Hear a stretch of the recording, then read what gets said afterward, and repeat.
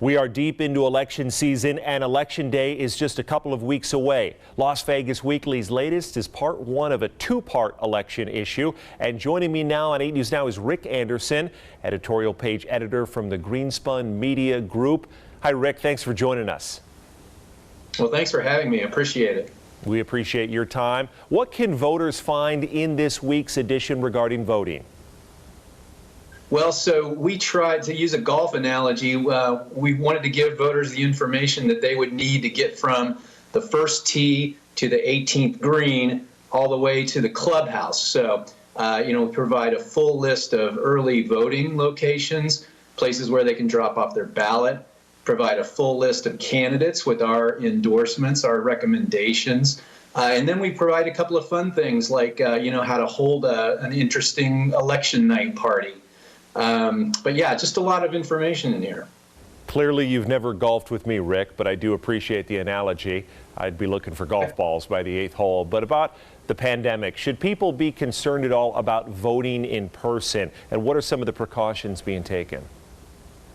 Well, obviously, that's a personal decision that people will need to make based on their individual health situations. But it is worth noting, I think, that the county election department is taking a lot of precautions this year against the spread of the coronavirus. So, masks will be required for all staff. Voters will be encouraged to wear masks. If they don't have one, masks will be made available for them. Or, if they really don't want to wear one, there will be an alternative way for them to vote.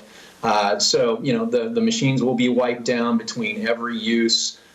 Just a lot, and clear plastic protective shields will be placed between staff and voters. Just a lot of precautions in place. Absolutely, a lot of effort being taken to create really a safe environment. Now, you have an editorial calling this the most important election of our lifetime. Why exactly are you describing it that way?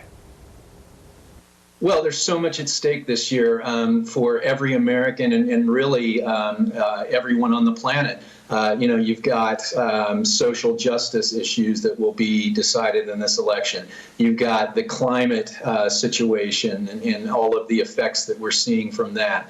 You've got voting access itself. You've got health care for millions of Americans. So, with so much at stake, we're saying that this year it's just vital for Americans to come out and vote. There have been times in our history where ordinary people have made extraordinary contributions to this country, whether it's congregation members of churches in the South who, fought for civil rights, or it was, farmers and shopkeepers who grabbed their muskets and joined the fight for the revolution. It's on that scale, we believe, this year that average people can help the country and can make an enormous contribution by getting out and voting. Well said. And on that note, what about the people that do not support President Trump or former Vice President Joe Biden? What is your message to the people who are considering not voting at all? Look, we get it. In a normal year, not voting is a form of protest. It's a form of political action.